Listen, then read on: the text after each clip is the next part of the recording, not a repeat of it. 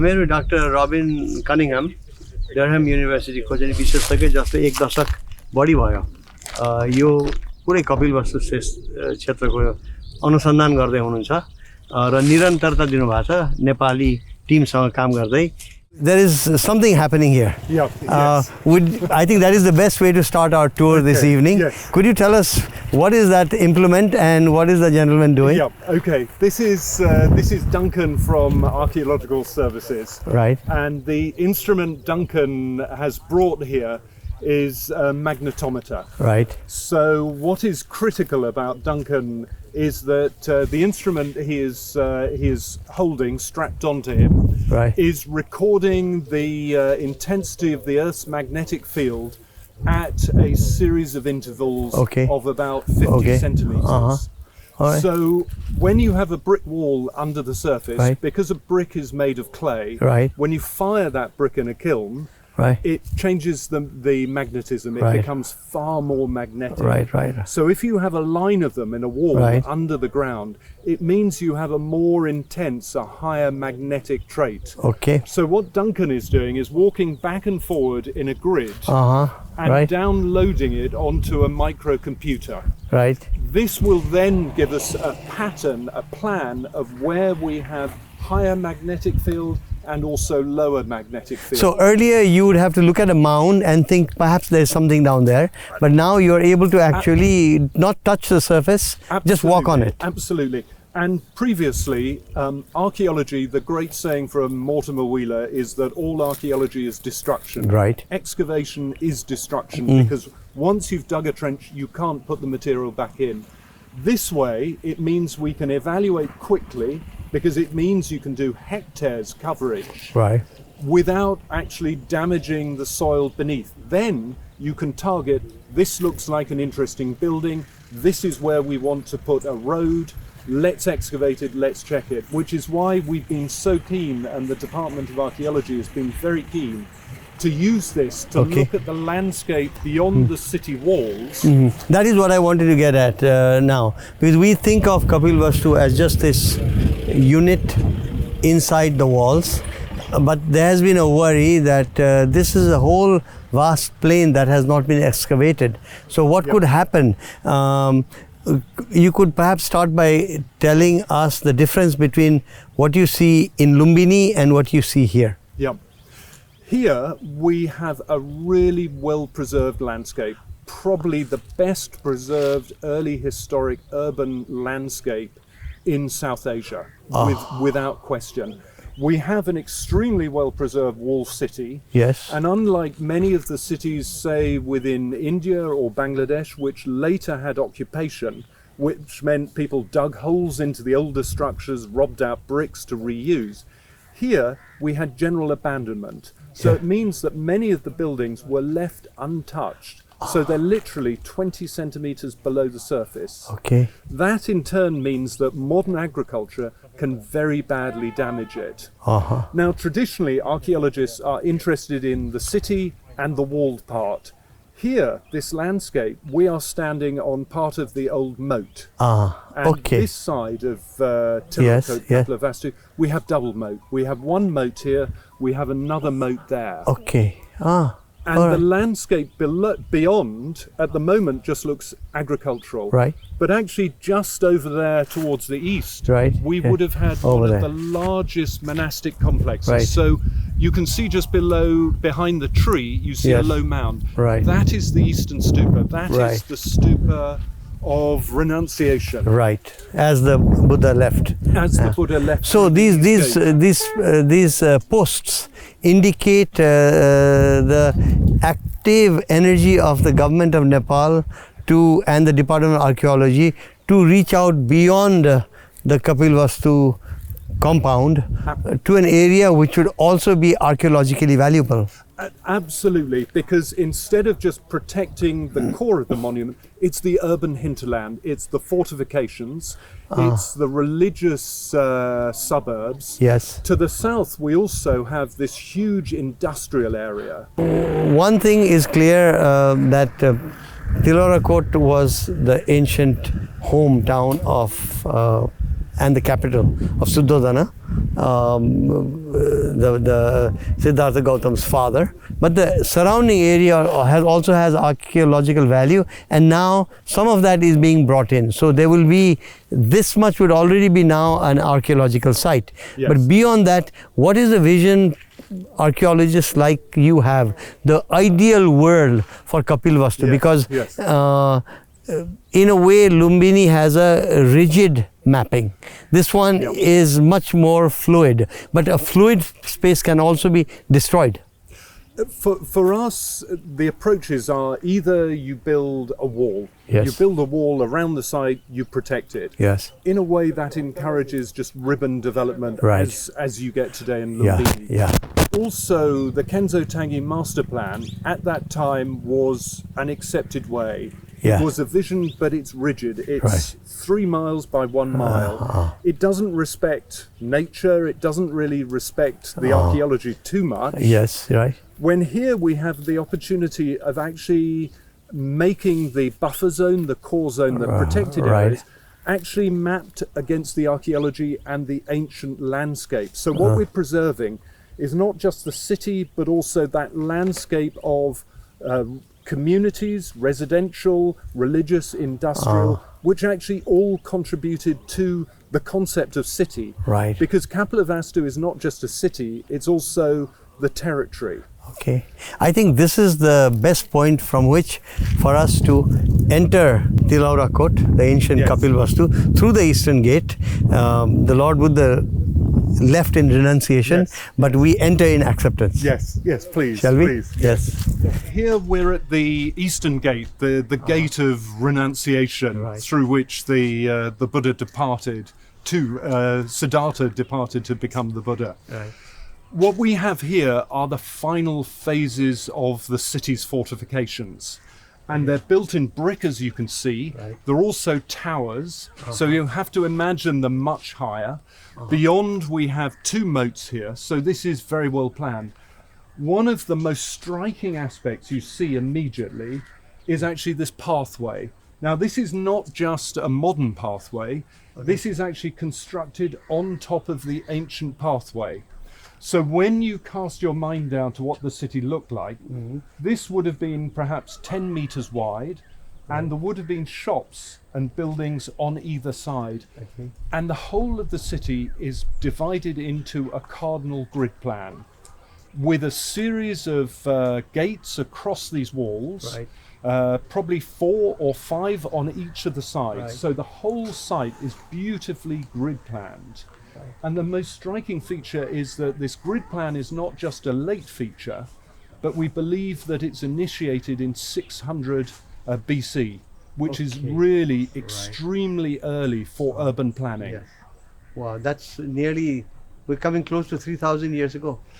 We are, and also it's before the great South Asian planning treatises Right. like the Manasara, the Arthasastra, which all have these very clear designations of how to build a correct city. Here we actually see evidence that before those are Yeah. codified and edited, Right. already people were creating cities, creating sacred space according to those plans. Siddhartha Gautam. And contemporary with that life. So when you think of cities, Yes. actually the cities we now understand were probably large settlements. Right. So what we find is this settlement is dates first to 800 BCE. Right. Right. And you have the Banganga River flowing towards the west, and you have 3 small settlements. Right.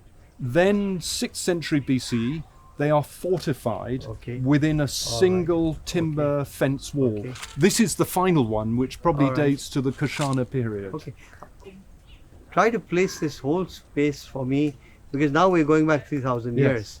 And the whole settlement of humanity in the Gangetic plain, Yes, yes. where we would have thought that at that time this was jungle, and if anything, there'd be small aboriginal settlements, Yeah, if yes. that's the right word, in here. What would this place have been like? We now, through the effort of archaeologists like you, we have a we can even visualize the kind of city. But what about the countryside? How did it look like at the time? The countryside, we now know, has a series of villages dotted around. Right. So there's an ancient village at Lumbini. Right. There's one close to Gotihawa. Right. There's one just along the road you've just come on at Dahani. And between? And in between, probably empty forest. But the jungle or shrubland? Probably jungle. Okay. That is the interpretation that we have. This area is, as you know, relatively low-lying, Right. floods many years. Some of the surveys in this area have suggested that the settlements are all based on slightly raised areas. Right. And this is to avoid flooding. Right. And when we've excavated the early levels here at Tilaurakot, Right. and also at Lumbini village mound, we have evidence of flooding. Okay, So they would have been lower. So they were lower. So these early settlements are, in a way, trying to keep their existence despite the landscape. Okay. And the settlements are small. Okay. What is the major change is 6th century BCE, suddenly you get the establishment of a major urban form. Right. And this is really early for, as you say, that urbanization of Right, South right, Asia. yeah. So it puts us actually right on a par with the other developments of the early historic cities. And particularly now with the new evidence from the northern rampart, Right. where we have this early timber fence. Right. That sequence is actually one of the earlier ones that we sequence, yeah. have. We will get there too. We'll get there. So now let's walk on the ancient grid path over which you've overlaid a wooden That's right. platform. The Yeah. reason we've put this wooden platform is we're aware that the archaeology here is very rich. Mm-hmm. And as I was mentioning, the city was abandoned Right. and no one lived here. So the buildings are very close to the surface. Uh-huh. What we found was that increasing numbers of pilgrims have actually begun to wear away the archaeology on the surface. So this is a way of actually both giving the visitor an idea of the grid plan of the city, Right. but also protecting the site. When you said earlier that the brickwork begins just 20 inches beneath the surface, but that's enough to do agriculture. Why did nobody come up here into the ancient city to conduct agriculture that they were doing all around over the centuries? I should think two reasons. One is it's much drier because this is a natural mound. Yeah. So the mound is about 4 meters high above the surrounding area. Okay. The second is that when the site was rediscovered by P.C. Mukherjee of the Archaeological Survey of India in 1899, Right. it was one of the heaviest forested areas in this region. Okay. And when he was trying to survey the archaeological remains, he actually shared the site with a tiger. There was an albino tiger. There was an albino tiger living here. Wow. And in his record, he actually says he was rather frightened that as he was mapping, he was aware of this tiger at the site. And today even, actually, we're pleased that half of the site is still in a more sort of uncultivated state. Yes. Because actually there are jungle cat here, there are jackals. Uh-huh. So what was once a reserve is almost like a mini nature reserve. So when somebody who's not an archaeologist comes here and looks at this space, Yes. they see a landscape. They have Yes. would have no clue what's in there. Now, without even going towards the excavated sites, Yes. Yes. would you look at this space right now and tell me what you see? What I see is of course influenced by the geophysics. Right. But actually what you can see is, can you see a series of slight rises in the Right, ground I do, under the I do, trees? yes. Basically, wherever you see one of these large trees, their roots have benefited from rubble below. Okay. So actually what we have probably under most of these major trees are quite large collapsed brick structures. Meaning the roots take from the mud. They link into the rubble and they actually get the moisture from those. Okay. So if you were here during, say, the early historic period, Right. you would find this road actually about 10 meters 10 wide, meters wide, so yes. 30 foot All right, wide. right. We've excavated either side, so we know in the later period there are a line of buildings along here, Right. a line of buildings along here, probably shops on the front, and then behind courtyard houses. So you have to imagine this very, very populated. In terms of what the houses look like, the floors are mud. Yes. The wall foundations are built in brick. Right. The walls are then mud. Right. And the roofs, most of the roofs are thatched. So these are not, and when we go towards what would be possibly the palace area, you will tell us more. But this is essentially from a present day perspective, like a village that we still find in parts of Nepal. Yes. Wattle and daub, mud walls with a timber core and thatch roofs. And quite possibly, if you think of some of those Taru villages where they Right. have the most beautiful applique mud designs, Yes. painting, probably like that as well. Right. But this is part of the challenge, I think, for visitors when they come pilgrims, Yeah. because they come with this concept of what ancient Kapilvastu looked like. High walls, beautiful marble palaces, arches. Yes. And even the local school children, we run a competition every year for designing, drawing what ancient Kapilvastu looked like. And there are domes, there are turrets, it's beautiful. Right. When you actually think of the historic reality of the city, Right. actually the walls are mud, the buildings are thatch, but still there are differences. Right. Because back here, Right. behind that brick wall, Right. that is the palatial compound, that is Maybe the go center towards of the there. city. Yeah. Yeah. Please keep talking. And that we have evidence for very, very different structures. So out here, Right. most of the people have access to brick only for the foundation. For the foundation, yeah. And access, there's almost no access to tile. Right. This area was a real surprise because PC Mukherjee identified this area in front of us Right. as a possible palace of Buddha's father ? Yeah. So when you get large In the groups- 1890s when he in came the here. 1899 when he Right. came. Yeah. So most of the pilgrims come, they venerate here, and you can see the prayer flags over it.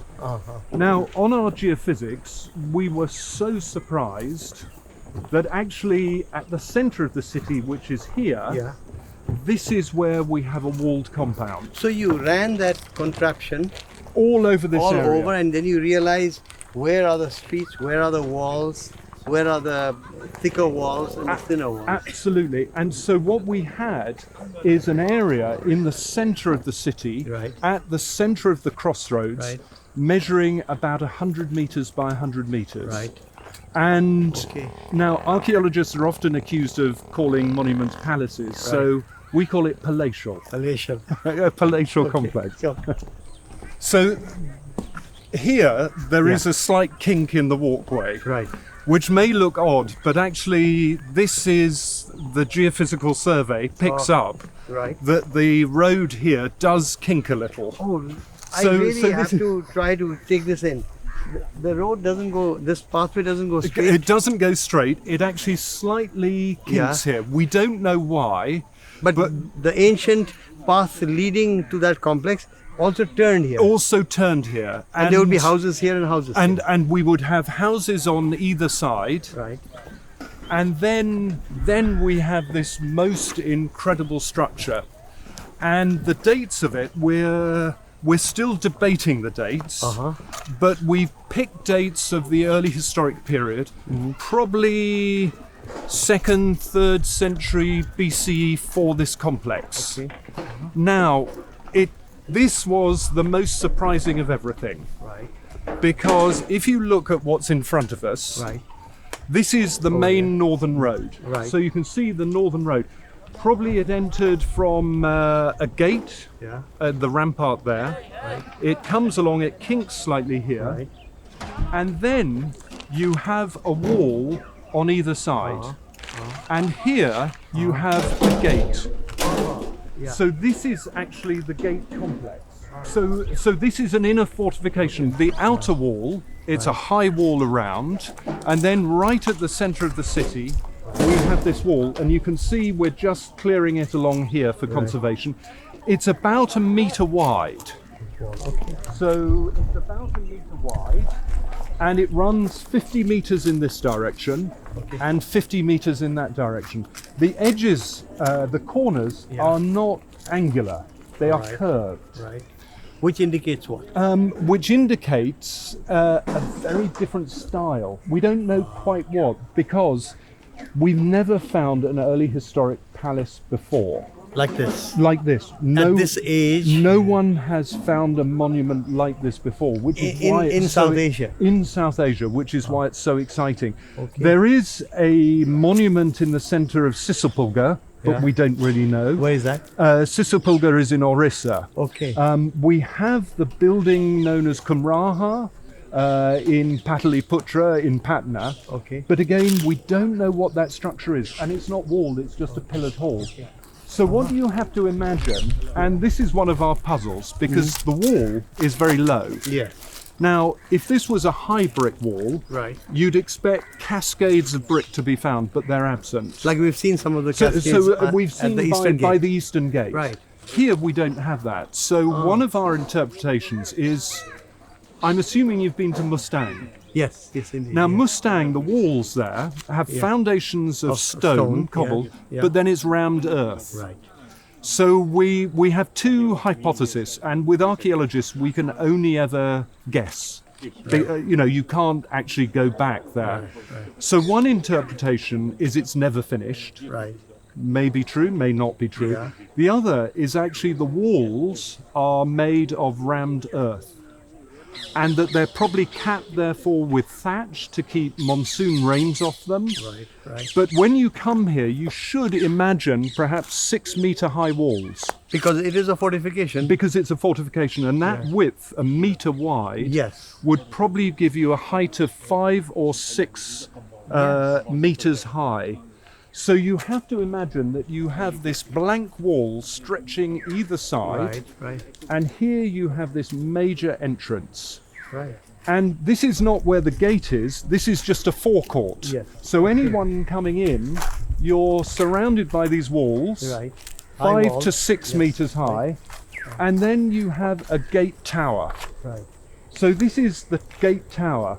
We excavated here, and we excavated over there at the same point, and we found here evidence of a huge set of bricks for a post. No rock in there? No rock, just bricks. So we believe this is one gate. Right. We found another there. So you have to imagine this is where the gate is. Yeah, not in here, but Not in here, but here. So and this is like a vestibule. So this is like a vestibule, guard quarters.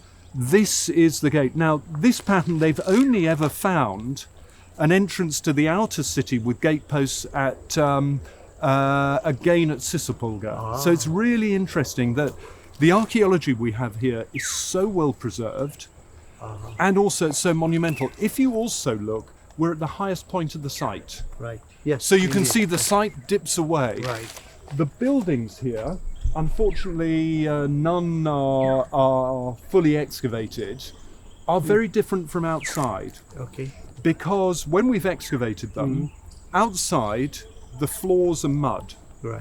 In here, all of the floors are paved in brick. Outside, the walls are mud.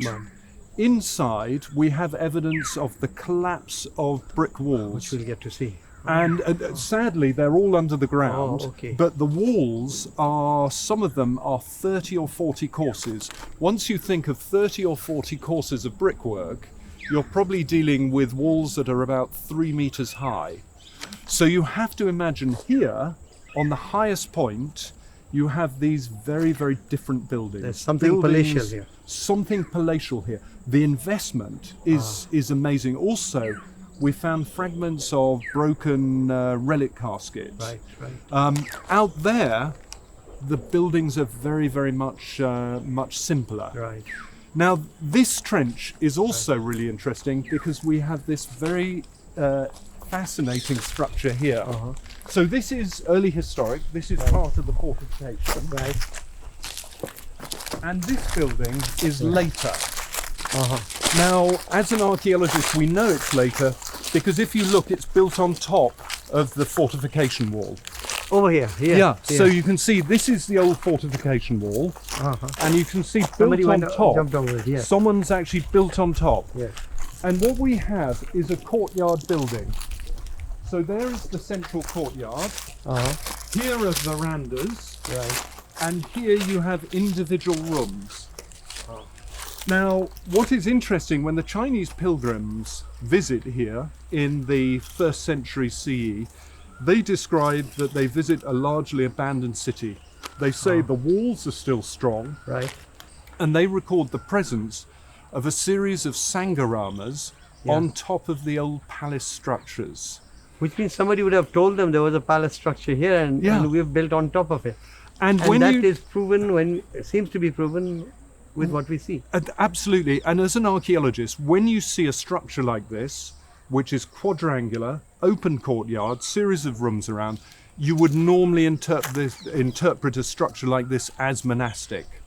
Okay. And also during the excavations of here, and there's another one just to the west, when we excavated here, we found potsherds which belong to alms bowls. Okay. And these are really distinct alms bowls. You'll see one of them in the museum tomorrow. Okay.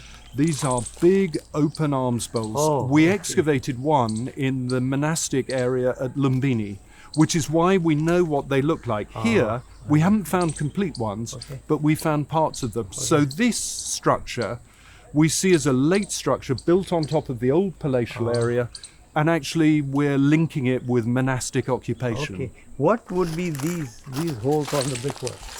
So again, here we have foundations in brick. Right. And once they've built those, then they cut a hole, and this would be one of the posts.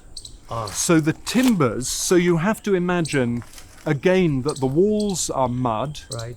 The roofs are thatch. Right. And this is because in summer when it's hot, they're wonderfully insulated. Okay. In winter when it's cold, again, they're extremely well insulated. And sadly, once the building's abandoned, the mud melts. Yes. And it just covers up the building. So much of what we encounter when we excavate is just the melted walls. Yes. Which over time have just been... But in a way they have protected the space. They've protected the space.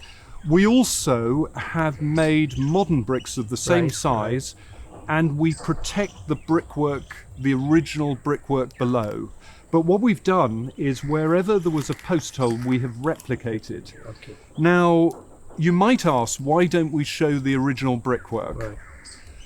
Part of the reason is illustrated by this. Many pilgrims, when they come, are deeply moved because once in their lifetime they have the chance of visiting the childhood home of the Buddha. And many of them are tempted to take back perhaps a religious souvenir. Right. And for them, it's a chance of a lifetime. Right. So these layers are actually sacrificial. You have a really good idea of the, here we have the wall running along here with and that's the early historic palatial compound. Right. Now, just inside, we have evidence of a series of buildings built afterwards. Okay.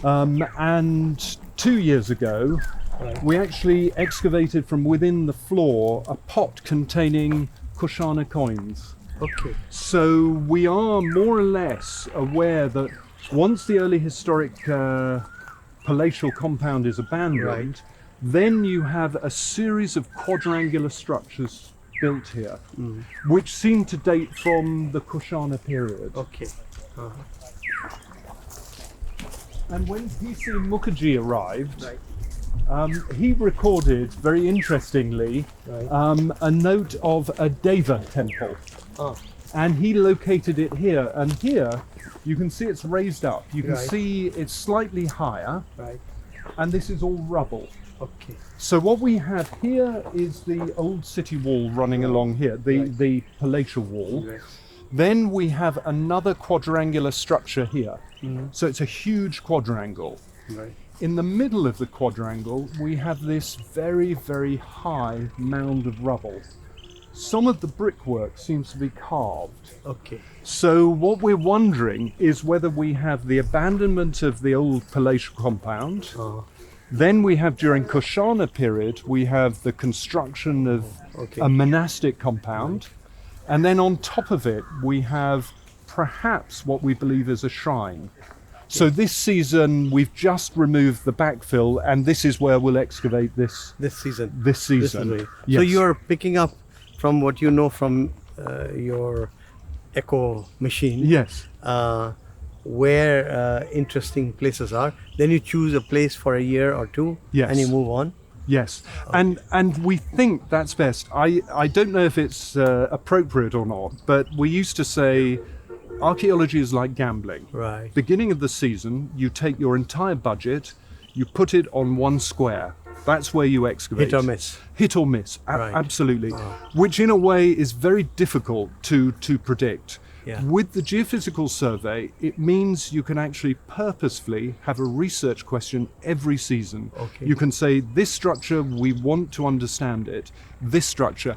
Now, it's really Right. well illustrated by, if you look over here. Right. So, I'm an archaeologist. Can I revert the question to you? Yes. And ask you, what do you see of the topography here in front of us? I see low hill and dale. Absolutely, and also it's very rich grass. Yes. Over so down here, yes. so if you look, you're almost looking into a basin, Yes, indeed. and this is one of the areas which is really interesting because the path here Right. follows the old wall. So the old road. So you've got Right. the road. It's gridiron. Right. Here it dips down, Right. and in wet season it collects water. Uh-huh. Now, we've put in trenches here because the geophysics picked up a huge area of very, very high magnetism, a square, measuring about 30 meters by 30 meters. Whoa, that's 90 feet by 90 almost. But the most puzzling is the center was empty. Right, Nothing. right, Nothing in right, the center from the geophysics. So it suggests that it wasn't a building because we just had a very thick Right, wall. right. When we excavated, we identified it's actually a tank. Tank. And the walls of the tank are actually built in brick. Right. And it's about 3.5 meters deep. Okay. It measures 27 meters by 27 meters. The most striking feature of that tank is firstly it's built into the plan of the city. Right. So it's not an afterthought. Right. It's an integral part of the plan of the city. Yes, yes. And also its date is Mauryan, 3rd Right, century right. BCE. Okay. So there may have been a pond here, which they would have But they- elevated to a tank. To a tank. And the tank is really striking because for the Mauryan period, we have no known examples of civic architecture or infrastructure. When here in the city, we actually have built into the urban plan. Right. Now, one of the games I play with colleagues is there is a missing link in the archaeology of Nepal between what we have here in the Terai, Right. urban development, urban form, and the Kathmandu Valley. And that gap is beginning to shrink and shrink and shrink. And the question I have for colleagues is, to what extent does a city plan like this begin to anticipate what you get in the Kathmandu Valley? The use of the gridiron streets, the use of water, which the tanks are an integral part. Here, we actually have evidence of that. And Professor Maskey, the Right. architect Right. from Tribhuvan University, was here last year. And we had evidence of a roof collapse, Right. tile roof, at the edge of the tank. And underneath the tiles, there was lots of clay, very clean clay. And one of the techniques, as you know, for construction in the Kathmandu Valley, is on top of the boards of the roofs, you have thick clay and then the tiles. So it's really tempting to begin to think of the antecedents of the Kathmandu Valley, actually perhaps here in the Terai. So what we have in the Terai, and specifically here in Kapilvastu, the Tilaurakot moat and fort and habitation, is the link to Kathmandu Valley, of course, but also to the rest of South Asia. Can you give me a sense of why one has to be, as I hear you speak, enchanted by the prospects of what this mound, this ancient township teaches us about our South Asian heritage? When we first started excavating here, the most striking point was the material culture, the pottery, the coins, the terracotta objects that you find here. I was wondering, would we find something remarkably different? But actually, the material culture here is almost exactly the same as you find from the excavations at Hastinapur. Right. Almost exactly the same as the material you find in, say, Taxila. Right. So it's part of that unified urban growth where, for that emergence of early historic cities and states, it's not that they're separate from each other. And that one would be a center more developed and a periphery would be less developed, because in many ways the technology of urban planning was already here. Absolutely.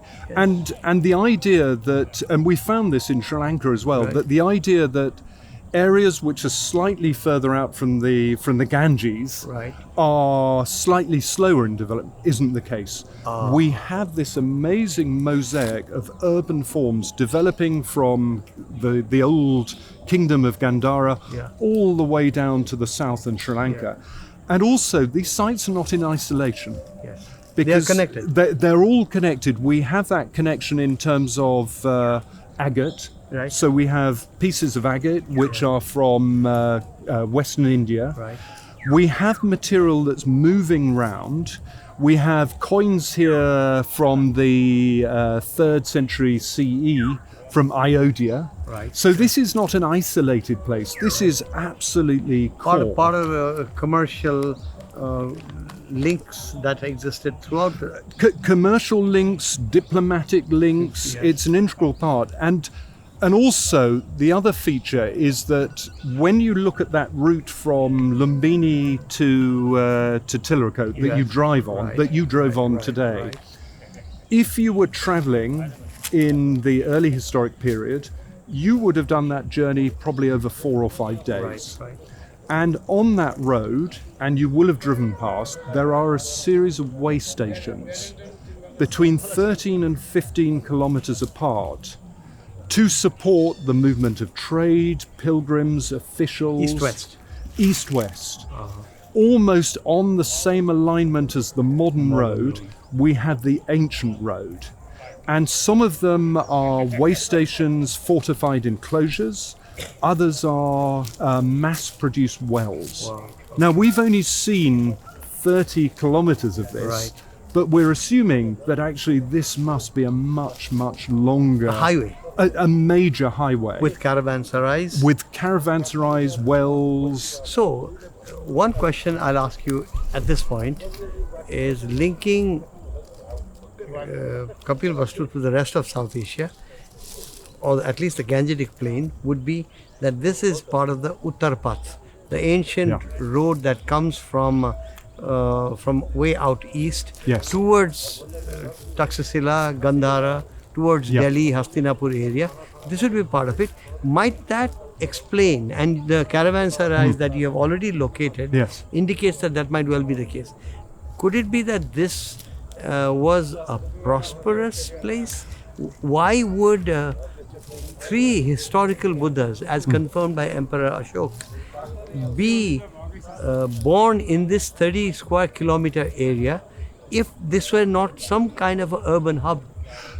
This is a very well developed urban hub, and also we're not dealing with just villages and the city. We've now, with the geophysics, picked up towns as well. Okay. So, for example, at Panditpur, towards Right, the west, right. geophysics last year picked up evidence of a big urban form under the fields. okay. The site of Sisania, close to the Indian border, Right. has had a series of archaeologists working there. We've now done geophysics there over the last 2 years. It's a town. It's a town with a grid plan Okay. laid of streets. It has also monastic complex. It's like a miniature model of this site. Could it be then that, again, going back to the happenstance, some would have Yes. said, of three Buddhas, Kakushanda, Kanak Mani and Sakyamuni, being said to have been born in these areas south of the Chure Hills, Yes. in the plains of present-day Nepal. Could it be that this place was more developed than other parts of present-day South Asia, further south of us? Maybe this was the highway. This was the happening place. In terms of population, this Yes. is a major area of population. Of how many years ago? The earliest occupation is 1300 BCE. Okay. But by the early historic period, we have a hierarchy of settlements with this city, the capital city at Right. its peak. Right. Then we have the smaller towns, the villages. So all of this, we shouldn't think of this area as being, shall I say, underdeveloped or peripheral. back then. This is absolutely core. What is clear as well is those corridors, Right. cultural corridors, Right. which are corridors for the exchange of ideas, of goods, of faith, exchanging along these. They are undoubtedly corridors of development. Okay. Without being a specialist, I'll propose a thought that comes to me. Yes, yes, Which is, if there is this ancient highway called the Uttarapath, yes, like today Nepal east to west, the east-west highway yes, yes. is now developing into a one city almost through ribbon Yes. development. Yes, There's a highway yes. and everything is built all around it. Yes. So if there was a Uttarapath, then this is where things would be happening. Yes. And south of us towards the Ganges, it would be more jungle, dense, without, and maybe more flooding because they're further into the plains. Whereas here we're still on a kind of a highland, a talus slope. So it could be that later on, the further development of the plains and the getting rid of the jungles meant that the population centers and the areas of high learning and the great kingdoms all moved south. But back then it might have been here. I think what you've hit on is Yes. one of the challenges that archaeologists have failed with and ancient historians, that when we talk about kingdoms Right. or even empires like the Mauryan Empire, we tend to, for example, with the Mauryan Empire, Right. draw a line round the outside. Yes. And everything within is shaded. And we draw that line based on the location of edicts. Right. And we think of it as almost like an ink blot Right, or an ink right. stain. Yeah. And we assume that all of the area within that area is at the same level of integration and development. Right. There are some really interesting alternative perspectives, which I think are ones that actually fit the evidence here. Right. That if we think of corridors Right. as being a key element for the exchange of goods, of ideas, they're Pilgrims, people. pilgrims, people, artists, yes. craftspeople, Yes. that actually the corridors are the most vibrant and the most developmental and experimental. So if you reimagine the Mauryan Empire, not as this blob Right. with shaded area, equally shaded area, but actually you should think of cities like this one, Right. cities like Shravasti as another right. one, and these corridors running between them Right. as corridors of innovation Right. in a way. Right. So it's partly that when we publish papers, we love drawing the lines round. Right. Right. So when you say corridors of innovation, Yes. then one aspect of innovation is spiritual quest. Yeah. So there is a link between economic growth, some amount of leisurely crafts and leisurely activities, which allows people to be thinkers. Yeah. These are all made possible by urban growth and economic activity. And only then will there be possibilities, speaking very rationally as a rationalist, Yes. possibilities for spiritual seekers to become enlightened people, and hence the Buddhas. I appreciate this, and Right. and the innovation that you have, certainly within South Asia, includes coinage. Right. And for me, when you see a coinage, most people think this is useful for dating. Right. A coin. Right. But also, if you think of what a coin represents, it represents the power to translate something which is perishable. Right. Something that will not last more than a week, say milk, Right. into something imperishable, very lightweight and Right. very transportable. So with the innovation of coinage as well, Right.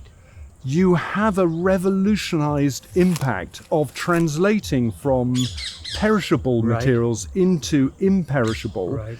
into the movement of this power and authority. Right.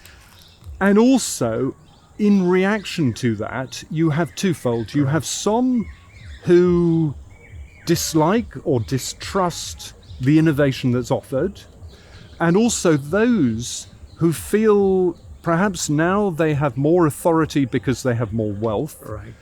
but they are locked into their social and not their economic position, but perhaps their social, maybe even ritual position. This will be Suddhodhan and Siddhartha. Despite Right. actually having wealth. Right. So at that point, you have actually this huge patronage. Right. And the patronage is for people offering alternative routes, alternative hierarchies, not a single hierarchy, but also what we like to call heterarchy. Right. Right. Where you have multiple sort of Right. leaderships. Yes.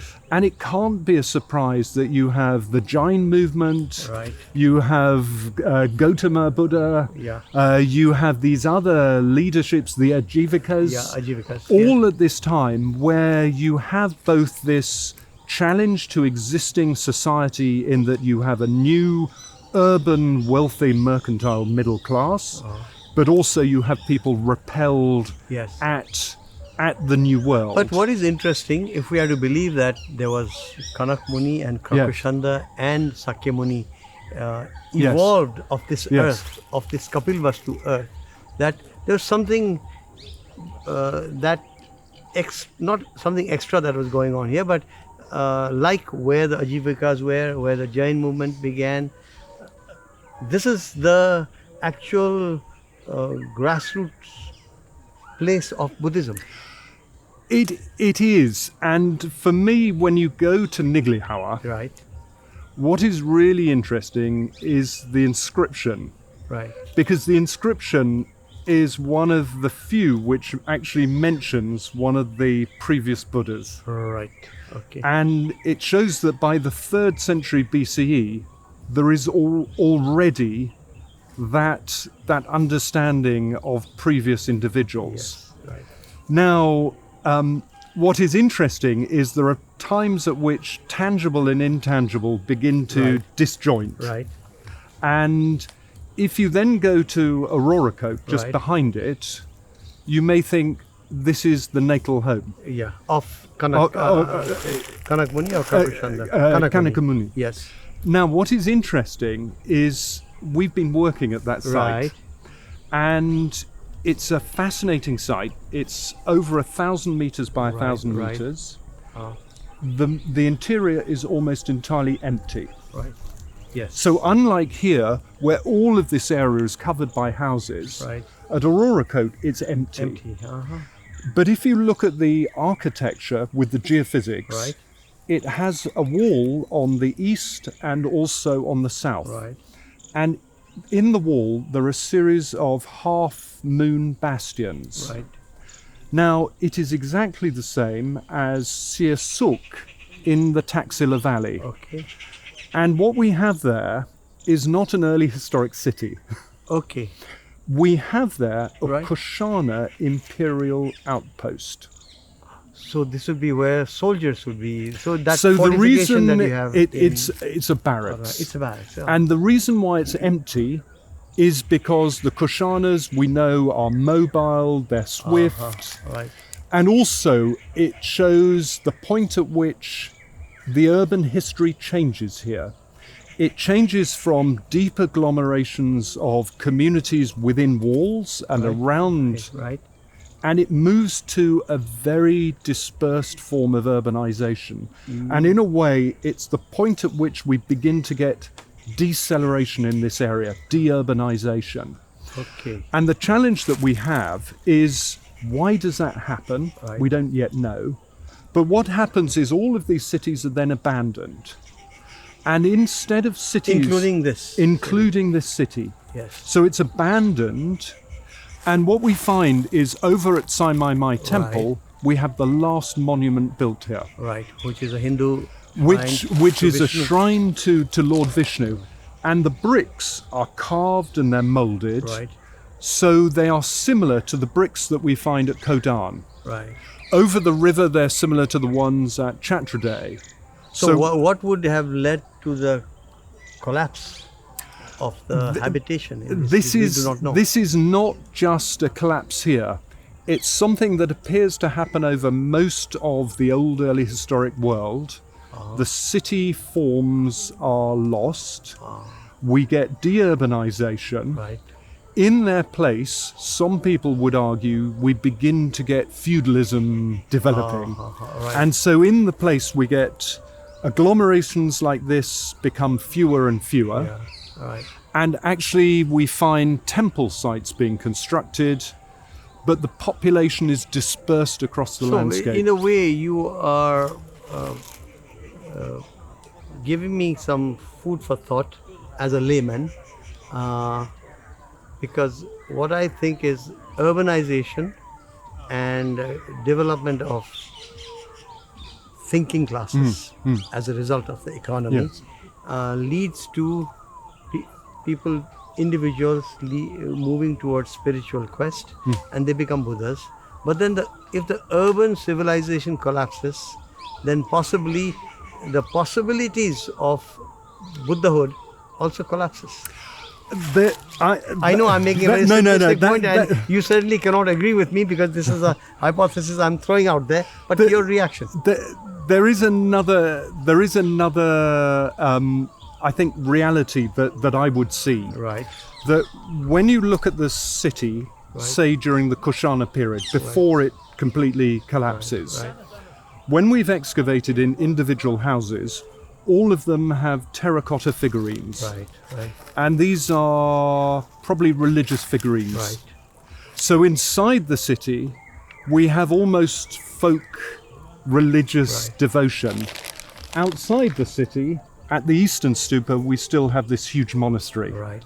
So we sometimes move towards a single model too quickly. There's no single model. And actually, if you look at people today, they have multiple affiliations. Right. Although the census says, are you, say UK census says, are you Christian, are you Muslim, are you Hindu, etc., which are very neat things.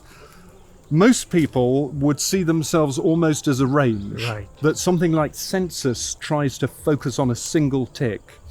Here, people living in the city had their tradition of the great monasteries outside, but inside they have perhaps more of a folk tradition of terracottas, which are as significant. And if you look at the excavations at other sites like Taxila, even Sonk, we have this similar pattern of almost two traditions.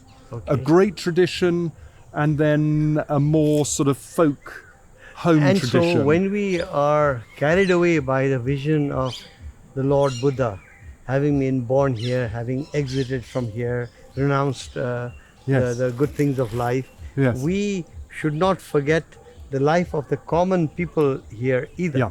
And what made them move about, what excited them, what they did, because we may want to put in the burden of Buddhism on this place, which also need not be the case. They would have parallel lives. Parallel interests, affiliations, And also many of the places of pilgrimage are not just for a single community of pilgrims, but multiple pilgrims. So what many of us would call fuzzy boundaries, there are so many fuzzy boundaries today. Why should the past be any less complex? Let me go now to your sense. You've been excavating here for about 15 years? 10 years. I just look old. I introduced you as 10 years. So let me restart the question. You've been excavating in the Kapilvastu area for 10 years. I'd like to ask you one question about the historicity of the Buddha, the Sakyamuni. Yes. In that, this place makes him real. There are so many other faiths where we have to rely on so much of mythology or memory, whereas here so much is concrete. As an archaeologist studying what many would consider a god, how do you take to Lord Buddha? It's an interesting one. I was brought up as a Catholic, and I was very surprised when I first started working here and at Lumbini, because when my youngest son was at nursery, when I first started working at Lumbini, when at school they sat people down in the nursery school and they said, what do your parents do for a living? And my oldest son said, my mother is a teacher, my father is a policeman. Right. And the teacher said to my wife, I didn't know your husband was a policeman.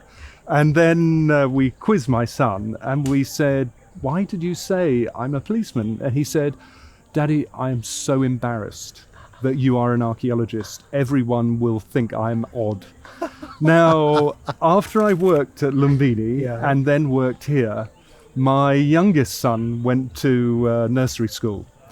And they sat down and they did, what does your mother and your father do? And he said, my mother is a teacher and my father works for the Buddha. So it was interesting. Their interpretations changed. What you do, For us working at a site like this, though, it's always a privilege, because when you see pilgrims surrounding an excavation trench, and you see their devotion, and you're aware that this may be their one trip here, and you actually see a responsibility that actually sites like this are protected, and also that sites like this are interpreted to a degree. Because one of the challenges is, you come here, does this look like a city? No.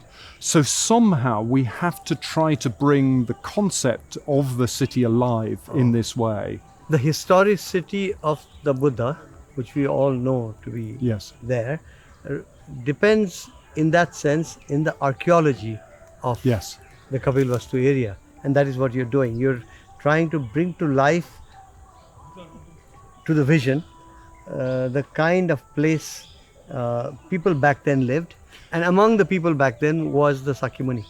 Absolutely, and understanding the background, the development of that is all key, but also it's moving away from that view of Kapilvastu as domes and towers, to an understanding that in the early historic period, in that very early period, actually this was probably one of the most developed cities, but it had a timber fence. Its buildings were timber and thatched, and its roads weren't paved, they were mud. So when you begin to see the city like that, for many people, for them that historicity is too far. And yet I think history can be, in a very proper sense, a leveler. We are able to look at Bhagwan Buddha for what he said he was. Because this is where he came from. There was not the opulence that have been ascribed to Kapilvastu. There were some small palatial buildings, thatched houses around a moat, Yes. clearly a very important city of that time, but from a modern day perspective of what we have been told would Yes. have been the opulence of the past, there was very little of that from what Yes. you see. Yes, absolutely. But having said that, what is key is that actually those networks, those communications. So for me, P.C. Mukherjee, Right. who came here 1899, just Right. clearing jungle with a plane table, Right. he was the pioneering archaeologist who began to look at that approach of the Archaeological Survey of India, which was to use the Chinese pilgrim descriptions and to look at the historical topography. Bodh Gaya is one of those sites. Sarnath is another site. Sanchi, all of these key sites, Yes. they are unlocked with the use of the Chinese pilgrim descriptions. So I'm so glad you mentioned the Chinese pilgrims. They get due credit, Wansang and Fasin and Yes. everybody else. But so glad you mentioned P.C. Mukherjee as your predecessor here and the predecessor of your colleagues, Yes, of Dr. course. Kosh Yes, Prasad and others. It's a long line of people who discovered this place, even though there was a albino tiger in the vicinity. yes. And at that time, they didn't have this machine to go around with for sound echoes of the Yes, ground. yes, So yes. you must feel privileged to be of that line of scholar archaeologists who study this ground and this mud and this earth. It is a privilege, and we are aware that for us with the geophysical equipment, the technology gives us that opportunity, so we shouldn't gamble, we shouldn't waste the resources we have, we should really focus them. Okay. Which is why we're able to actually take that view of protecting not just the walled city, but its residential, industrial, religious hinterland. Right, right. And also, which is why now we're able to protect more of that ancient roadway. And you found the Department of Archaeology and the government of Nepal responsive to this need to go beyond the walled city? Absolutely. I mean, for us, the debate is sustainability. Uh-huh. So is it plausible for a foreign team Yes. to actually work and to make impact? The results of our geophysics have been translated into risk maps Yes. to say this is very important below the soil, it is at risk. Government of Nepal through Department of Archaeology has then actually picked up the baton Yes. and selected land and protected it. And for us, one of the most exciting points was investing in the new museum. Yes. Because the old museum was, at the time in the 1970s, built by Mr. Mishra, Right. absolutely visionary. Okay. To buy the land, Yes. to buy that plot, Outside to protect the the site. precincts. And outside, not on the site, really, really perfect. For the government of Nepal to build that museum demonstrates their commitment to this. That they then commission geophysical survey in other sites within Nepal is also key. So within the Kathmandu And Valley, I might, yes, please continue. so also Simrangaon, Right. and then Ramagrama, where, as you know, there is the stupa right, surrounded by fields. Geophysics below the surface has demonstrated there are a series of monasteries Okay. surrounding it, monasteries and tanks. So government of Nepal through the Department of Archaeology has actually recognized Yeah. that this sort of innovation is critical, and now is the critical time, because I refer to the Bairoa airport Yes. as the time bomb. Yes. The international airport, when it gets started, when it starts working a year or two from now, the population growth and the economic boom, which will mean a building boom, which will mean that this Uttar Path Will be will be covered up before we have absolute even time to and catch up. irreversible. Yes, yes. So I think everyone from UNESCO, Government of Nepal, Department of Archaeology and LDT realize if we don't move now, and which is why we're here during a pandemic, Right. because this is not purely academic research. Right. This is applied practice. The more we can understand and protect and raise awareness is actually critical. I'm so glad that the Department of Archaeology, which is sometimes tends to receive stepchildly treatment, because it's part of the Ministry of Tourism. Yes. Tourism is where the glitz is. Yes. And the Department of Archaeology is not given due importance even by the public. Yes. And we are hoping that there will be a time when archaeology will be a prized professional calling for scholars. And so what you do here will hopefully excite them to live the past through their hands in what they research. And some of those successes, from the beginning, we wanted not this to also include students. And from Tribhuvan University and also Lumbini Buddhist University, because in a way we can train, we can work with current officers. The next generation is critical. And we've had generations now for 10 years of students coming and being trained here. An opportunity unavailable to the majority of their peers within Southern Asia. And we've brought colleagues from Pakistan, from India, from Sri Lanka, from Bangladesh to work with them as well. So they get the opportunity. Were you just telling me that this type of opportunity is actually not available in many parts of South Asia? Most of South Asia, it's not available. Why so? Because the technology is not really adopted. Even the Archaeological Survey of India doesn't really yet recognize geophysics.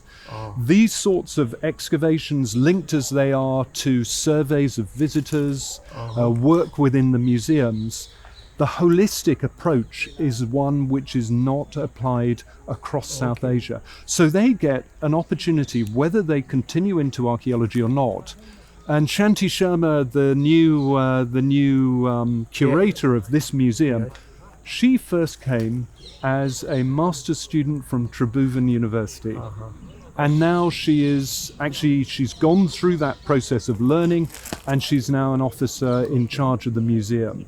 So in a way, that next generation, to have been exposed, to be aware, that is critical. Absolutely critical. And looking over there is jungle. That means here there is some kind of clearing. Yes. So what would be in there? Over there we Is there a pathway that goes in there? No. Okay. But that area is as occupied as this. What we decided to do was, this is one of the few places left within the area of any wildness, any jungle. All right. And what we did with the geophysics when we were doing the clearing, we did the clearing in phases. And we found actually... And there was a jungle like that here? And here as well. And we actually thought there is almost an ecosystem here. Yeah. Jungle cat, there are jackals, there are porcupines, all in there. And actually, do we want this to be an empty desert? Or by working on half of the site, presenting it, do we detract by letting that be a habitat? And leave it to the imagination and as leave to it, how it was here for the last few hundred years. Absolutely. So I like that form of preservation. That also, we have the privilege of having all of this. And if we get a sense that all of that is where households like these, rather than some other kind of structures, then leave it to the imagination. Leave it to the imagination. So we see this as a shrine that you come in, or maybe as a merchant you're going out to join the pathway of the corridor.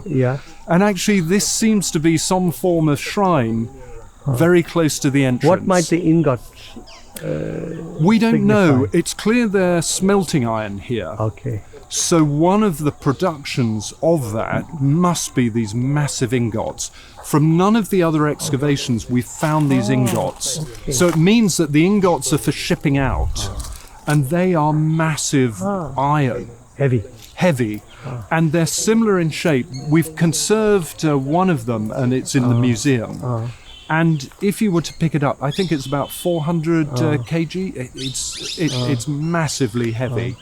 So what we see this is some form of shrine. And again, if you were to imagine, say, the Kathmandu Valley, You know, you go into, say, Bhaktapur, Right. you have these small courtyards, you have shrines, you have buildings. Actually, again, this gives us a sense of what the city's like.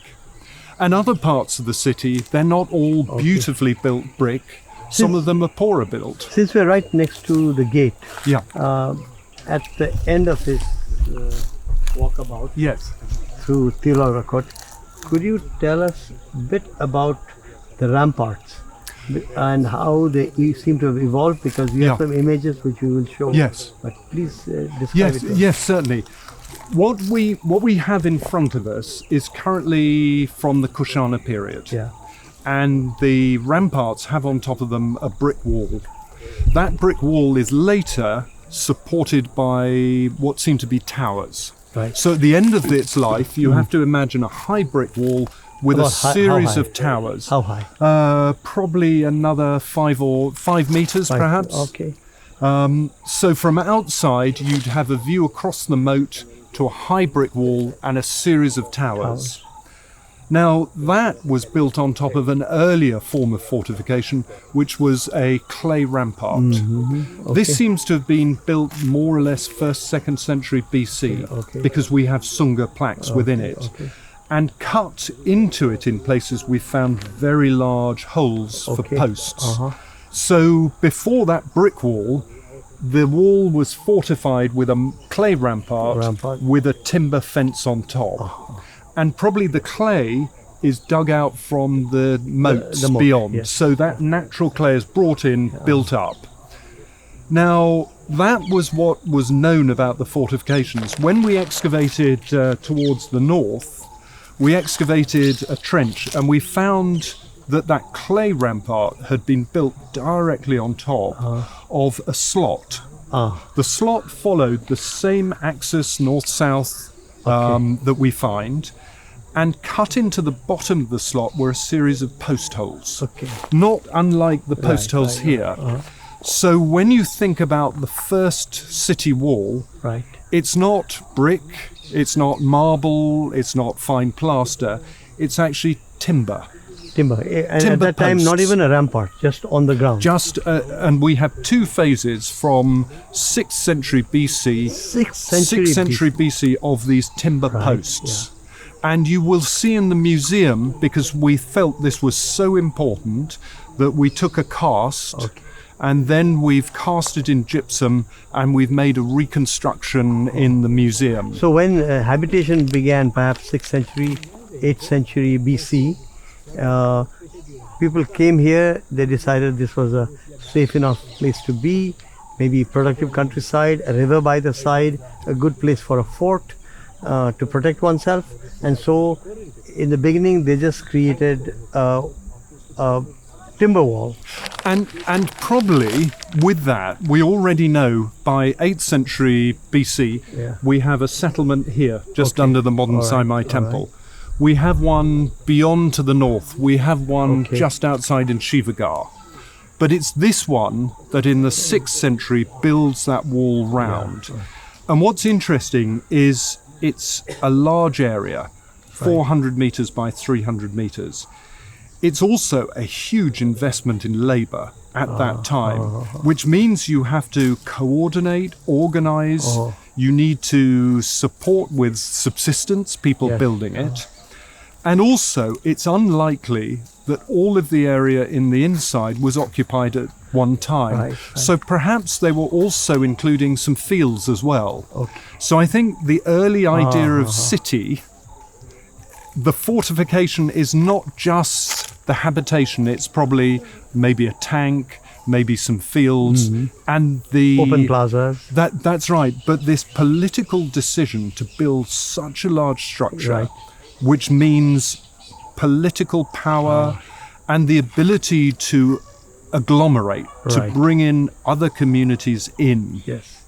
And that, for me, is really the start of the urbanized process here at the city.